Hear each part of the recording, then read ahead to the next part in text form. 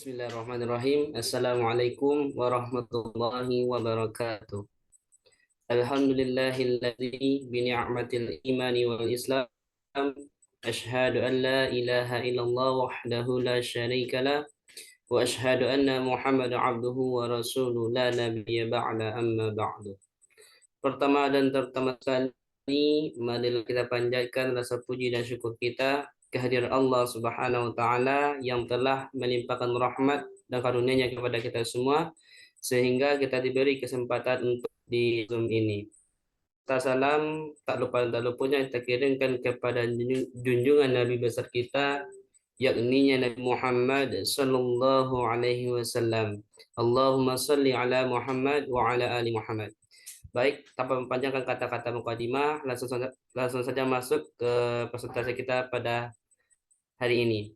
Baik, sebelum kami presentasikan hasil diskusi kami memperkenalkan diri terlebih dahulu. Yang pertama, perkenalkan kami dari kelompok 1 yang beranggotakan yang pertama yaitu Aisyah Nur Batubara, yang kedua Aufa Melti Haida, yang ketiga Hafizul Hamdi, yang keempat Rapi Fernandes, dan kelima itu Vini Aprilia Putri. Di sini kami akan membahas materi tentang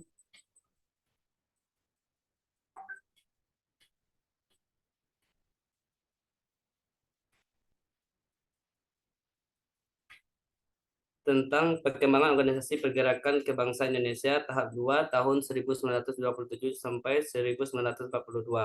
Baik, kita langsung saja untuk materi pertama yang akan disampaikan oleh Aisyah. Kepada Aisyah dipersilakan.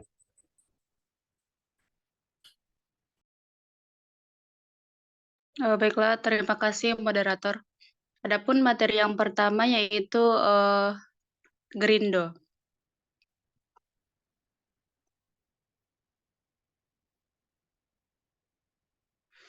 Gerindo didirikan oleh Amir Syarifuddin pada tanggal 23 Mei 1937 di Jakarta. Gerindo adalah salah satu partai politik Indonesia pada masa kolonial. Tokoh-tokoh Gerindo antara lain Sartono, Sanusi Pane, dan Muhammad Yamin, Amir Syarifuddin, Ki Sarmidi, Mangunsarkoro, Wilopo. Anggota Perindo mayoritas berasal dari bekas anggota Partindo yang telah dibubarkan oleh pemerintah kolonial Belanda. Adapun tujuan Gerindo antara lain yang pertama itu mencapai Indonesia merdeka, yang kedua memperkokoh ekonomi Indonesia, yang ketiga mengangkat kesejahteraan kaum buruh, dan yang terakhir yaitu memberi bantuan bagi kaum pengangguran. Gerindo memperjuangkan hak-hak masyarakat pribumi Indonesia secara kooperatif melalui program politik, sosial, dan ekonomi. Organisasi ini beranggapan bahwa keberhasilan dalam bidang politik, sosial, dan ekonomi merupakan kunci utama untuk memperoleh kesejahteraan dan kemerdekaan. Dalam bidang politik, Gerindo aktif melakukan tuntunan-tuntunan demokratisasi pemerintahan Indonesia dalam forum Foxart. Ada beberapa hal yang melatar belakangi berdirinya Gerindo ini, diantaranya pada masa pergerakan nasional pada tahun 1930, banyak organisasi pergerakan yang terbentuk PNI yang didirikan pada tahun 1927. Pada tahun 1931, pecah menjadi Partindo yang dipimpin oleh Soekarno dan PNI baru yang dipimpin oleh Muhammad Hatta. Oleh karena itu, Gerindo juga bersedia membangun kerjasama dengan pemerintah Hindia Belanda untuk menghadapi gejala fasisme yang sedang menjalar di banyak belahan dunia. Dari Jepang hingga Jerman, Gerindo membangun analisis ekonomi politik global yang cermat dengan memprediksi bahwa Indonesia akan menjadi sasaran politik fasis Jepang, seperti Belanda yang menjadi sasaran politik fasis Jerman. Gerindo percaya bahwa kerjasama yang efektif antara pemerintah kolonial dengan organisasi-organisasi pergerakan untuk menangkal bahwa fasisme hanya mungkin dilakukan dengan cara salah satunya mendirikan satu parlemen yang memiliki wewenang memutuskan, bukan hanya memberi saran layaknya Foxart. Dikembalikan kepada moderator. Terima kasih kepada Aisyah. Untuk selanjutnya yang akan disampaikan oleh Aufa. Kepada Aufa dipersilakan. Baik, terima kasih moderator. Selanjutnya saya akan menjelaskan materi yang kedua, yaitu Budi Utomo. Budi Utomo merupakan organisasi yang dibentuk oleh pelajar dari Stovia. Budi Utomo berdiri pada tanggal 20 Mei 1908 di Batavia. Pada akhir tahun 1907, di hadapan para pemuda pelajar Stovia, Dr. Wahidin menyampaikan tentang pentingnya pendidikan sebagai sarana untuk membebaskan diri dari kemiskinan dan keterbelakangan. Pada tanggal 20 Mei 1908, Dr. Sutomo dan kawan-kawan lainnya yaitu Gunawan Mangkusumo, Suraji Tirtonegoro, Gondo Suwarno, Sulaiman, Angka Projosudirjo, M. Suwarno, Muhammad Saleh, dan R.M. Gyombre mendirikan suatu perkumpulan atau organisasi yang dinamai dengan Budi Utomo. Hanya dalam waktu 5 bulan sejak berdiri, Budi Utomo berhasil meraih anggota sejumlah 1.200 orang. Kongres pertama Budi Utomo diadakan di Yogyakarta pada Oktober 1908 untuk menjelaskan bahwa tujuan Budi Utomo adalah menjamin kehidupan bangsa yang terhormat. Dalam kongres yang pertama, berhasil diputuskan beberapa hal berikut. Yang pertama, membatasi jangkauan geraknya kepada penduduk Jawa dan Madura. Yang kedua, tidak melibatkan diri dalam politik. Yang ketiga, bidang kegiatan adalah bidang pendidikan dan budaya. Yang keempat, menyusun pengurus besar organisasi yang diketuai oleh RT Tirto Kusumo. Dan yang kelima, merumuskan tujuan utama Budi Utomo, yaitu kemajuan yang selaras untuk negara dan bangsa.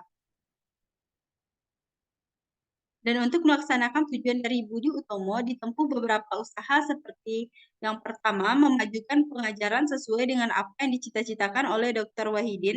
Ini merupakan usaha pertama untuk mencapai kemajuan bangsa.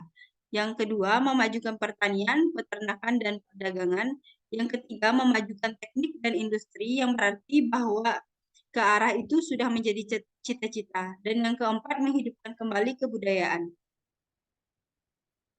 Pada kongres selanjutnya di tahun 1932, tujuan Budi Utomo yaitu mencapai Indonesia merdeka, di mana usulan penting Budi Utomo antara lain, yang pertama, meninggikan tingkat pengajaran di sekolah guru, baik guru pribumi putra maupun sekolah priayi. Yang kedua, memberikan beasiswa bagi orang-orang bumi putra. Yang ketiga, menyediakan lebih banyak tempat pada sekolah pertanian. Yang keempat, izin pendirian sekolah desa untuk Budi Utomo. Dan yang kelima, mengadakan sekolah kejuruan untuk bumi putra dan para perempuan. Yang keenam, memelihara tingkat pelajaran di sekolah-sekolah dokter Jawa. Yang ketujuh, mendirikan TK untuk bumi putra. Dan yang terakhir, yang kedelapan, memberikan kesempatan bumi putra untuk mengenyam bangku pendidikan di sekolah rendah Eropa atau sekolah Tionghoa Belanda. Baik, hanya sekian materi yang dapat saya sampaikan. Saya kembalikan kepada moderator. Baik, terima kasih kepada Aufa. Untuk materi selanjutnya yang akan disampaikan oleh Hafiz. Kepada Hafiz, silakan. Terima kasih mengucapkan kepada Rapi. Materi selanjutnya yaitu Partai Serikat Islam. Partai Serikat Islam merupakan politik Islam yang berdiri pada tahun 1923. Partai ini aktif memperjuangkan hak-hak masyarakat pribumi melalui gerakan kooperatif maupun non-kooperatif. Partai Serikat Islam berdiri atas gagasan dari Abdul Muiz dan Agus Salim pada Kongres Serikat Islam tanggal 2 Februari 1903 di Madinah. Pada tahun 1923, wakil Partai Syarikat Islam seperti Muiz dan Agus Salim mengundurkan diri atau Dewan Hindia Belanda. Pengunduran diri itu disebabkan oleh kekecewaan wakil Partai Syarikat Islam terhadap kinerja yang tidak menghasilkan progres apapun bagi demokratisasi Belanda untuk meredam perjuangan pergerakan kemerdekaan Indonesia. Setelah keluar dari Volksraad, PSI mengadakan Kongres Al-Islam pada tahun 1923. Partai Syarikat Islam mengundang organisasi pergerakan Islam lain seperti Muhammadiyah, Al-Irsyad, dan lainnya. Dalam kongres ini membahas arah perjuangan pergerakan Indonesia. Dalam kongres ini membahas arah perjuangan pergerakan organisasi Islam dalam meraih kemerdekaan dan kesejahteraan bangsa Indonesia. Partai Serikat Islam memperluas gerakannya ke luar negeri. Tahun 1907, Agus Salim menghadiri Kongres Islam II di Mekah sebagai wakil Partai Serikat Islam. Sekian, saya kembalikan lagi kepada moderator. Baik, terima kasih kepada Hafiz. Selanjutnya, untuk materi selanjutnya yaitu yang akan disampaikan oleh Vini. Kepada Vini dipersilakan. Baik, terima kasih moderator. Selanjutnya PBI dan PPKI. Yang pertama, Persatuan Bangsa Indonesia atau PBI. PBI merupakan perkumpulan pelajar bentukan Sutomo. PBI berdiri pada tanggal 16 Oktober 1930 yang dahulu bernama Indonesia Study Club atau ISC, yang juga didirikan dan dikelola oleh Sutomo di Surabaya. Organisasi ini mengalami perubahan bentuk dan nama menjadi sebuah organisasi persatuan karena perlu menarik minat masyarakat lebih luas. Dengan mengganti nama organisasi, masyarakat yang bergabung tidak hanya sebatas pelajar saja, melainkan seluruh lapisan masyarakat seperti petani, pedagang, dan lainnya. Tujuan PBI adalah untuk mencapai kedaulatan bangsa.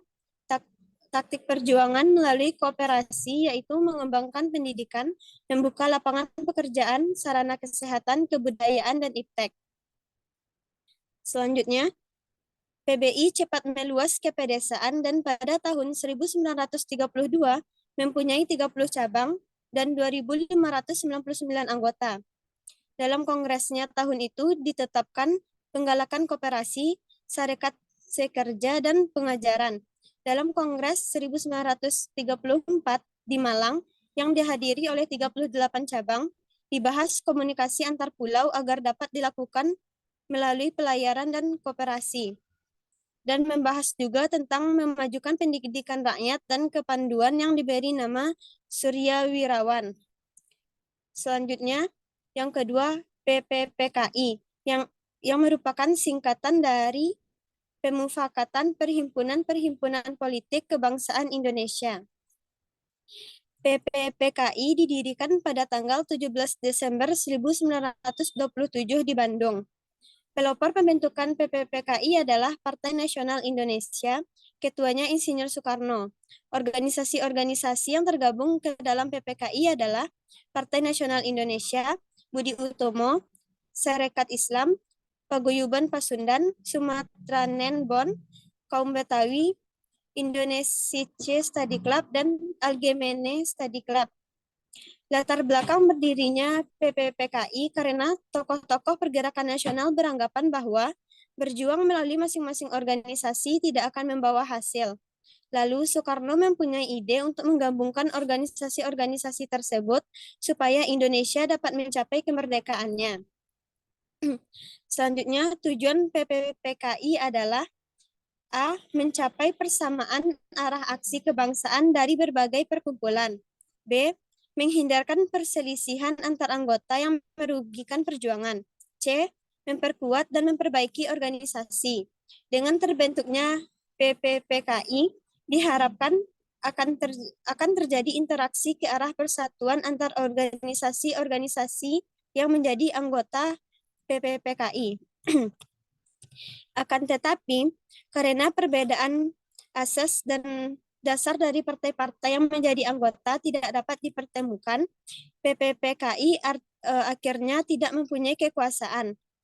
Pada 1935, PPPKI dibubarkan karena partai-partai non-kooperasi banyak yang keluar dari keanggotaan PPPKI.